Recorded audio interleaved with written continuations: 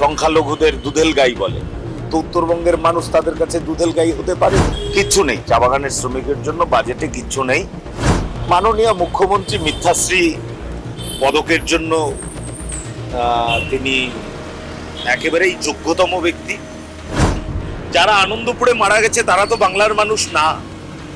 আরজিগড়ে যে মেয়েটি, যে বোনটি মারা গেছে, সে বাংলার মানুষ না। তিনি অনুপ্রবেশকারী এবং রোহিঙ্গাদের জন্য বড় চিন্তিত। মুখ্যমন্ত্রী জানেন যে এবারে উত্তরবঙ্গে তারা 2 সংখ্যার আসন জিতবে কিনা সেটা নিয়ে তাদের সন্দেহ আছে, তাই সেখানে আর তারা ইনভেস্ট করতে চাননি, সেটাই মনে হয়। আর তো কোনো কারণ দেখিনি। আর উত্তরবঙ্গের মানুষকে ওরা মানুষও ভাবে না, এটাও সত্যি কথা। হবে হয়তো তারা ভোট দিয়ে সমস্ত কিছুকে বিচার করে। তারা যেমন আজকে সংখ্যালঘুদের দুধেল গাই বলে, তো উত্তরবঙ্গের মানুষ তাদের কাছে দুধেল গাই হতে পারেনি, তাই তারা আজকে উত্তরবঙ্গের মানুষের সঙ্গে বঞ্চনা করছে। শুধু আজকে বঞ্চনা করছে না, এর আগে সিপিএম বঞ্চনা করেছে, তৃণমূল কংগ্রেসও গত 15 বছর যাবৎ একই কাজ করে চলছে। কিচ্ছু নেই, চা বাগানের শ্রমিকের জন্য বাজেটে কিচ্ছু নেই। উত্তরবঙ্গ উন্নয়ন দপ্তরে একটা বরাদ্দ রেখেছে, এবং যে বরাদ্দ রেখেছে গত 10 বছরের হিসাব যদি আমরা দেখি, সেই বরাদ্দ কোনো বছরই 50% খরচ হয়নি। অর্থাৎ তারা একটা বরাদ্দ চোখে দেখায়, একটা বরাদ্দ, কিন্তু আদতে সেটা খরচ করে না, সেটা ঘোষণার জন্য ঘোষণা করে রাখে। তো এবারও ঘোষণা করেছে 900 সামথিং কোটি টাকা একটা উত্তরবঙ্গ উন্নয়ন দপ্তরে ঘোষণা করে রেখেছে। এটা আইওয়াস। বাংলা ভাগের চক্রান্ত বিজেপি কোনোদিনই করেনি। বিজেপি বরাবর সমগ্র পশ্চিমবঙ্গ নিয়ে রাজনীতি করে এসেছে, এখনো তাই করছে। মাননীয় মুখ্যমন্ত্রী মিথ্যাশ্রী পদকের জন্য তিনি একেবারেই যোগ্যতম ব্যক্তি। তার যে কথা আপনারাও জানেন, সবাই জানে, তাই তার এই যে বিষয়ে অভিযোগ, সেটা শুধুমাত্র অভিযোগ, আর এর কোনো ভিত্তি নেই।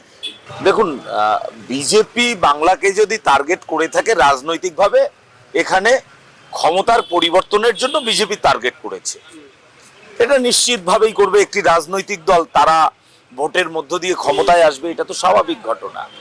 এছাড়া উনি যে সমস্ত অভিযোগ করেছেন, আজকে শুধুমাত্র পশ্চিমবঙ্গে এসআইআর হচ্ছে না, বাকি জায়গাগুলোতেও এসআইআর হচ্ছে, এবং এই পদ্ধতিতেই হচ্ছে।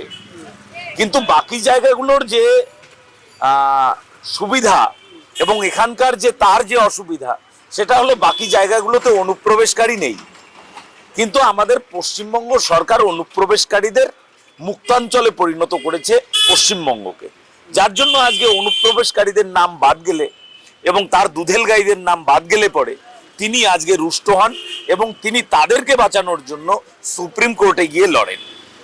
কিন্তু আমরা দেখলাম 26,000 চাকরি প্রার্থীর চাকরি চলে গেল, তিনি কিন্তু সুপ্রিম কোর্টে গেলেন না।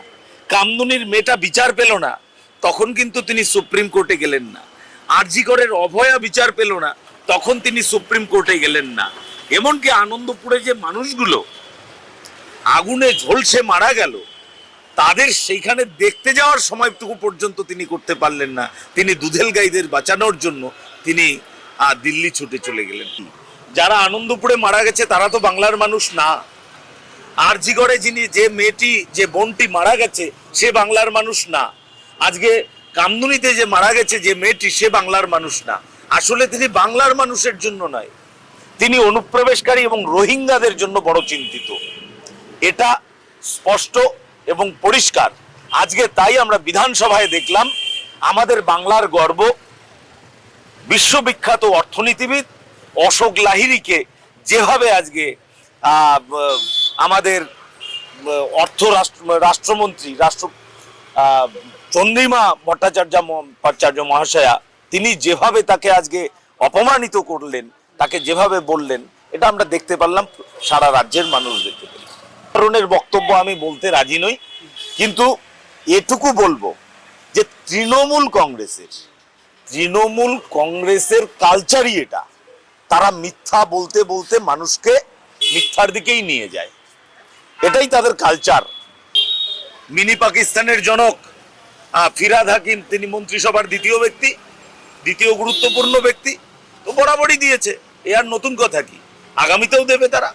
এবং আজকে উত্তরবঙ্গের কোচবিহার সহ দক্ষিণবঙ্গ যেভাবে পরিবর্তন হচ্ছে, আগামী দিনে এখানে সনাতনী হিন্দুদের জন্য এটা যথেষ্ট অ্যালার্মিং। বিজেপি সরকার আসলে পরে ভারতবর্ষের সংবিধান এবং গণতান্ত্রিক কাঠামো সেটাকে সম্পূর্ণভাবে লাগু করতে চায় এবং এখানে সবাই যেন তার কথা বলতে পারে, একটা ভয়মুক্ত পরিবেশ থাকে, যেটা আমরা রবীন্দ্রনাথের সেই কথায় বলতে পারি আর কি, চিত্ত যেথা ভয়শূন্য উচ্চ যেথা শির, চিত্ত মানুষের জন্য ভয়শূন্য হয় এবং মানুষের মাথা যেন উঁচু করে বাঁচতে পারে। আগামী দিনে বলতে ফালাকাটার জন্য আমরা আমাদের বিধায়ক তহবিল থেকে যা করতে পারি সেগুলো তো করেইছি। আগামী দিনে আমরা শুধু ফালাকাটা নয়, পুরো পশ্চিমবঙ্গকে যেভাবে ঢেলে সাজাবো, যোগাযোগ ব্যবস্থা, বিদ্যুৎ, কর্মসংস্থান ইত্যাদি দিয়ে এবং শিক্ষা ব্যবস্থা এবং স্বাস্থ্য, তার সবগুলোই ফালাকাটা পাবে।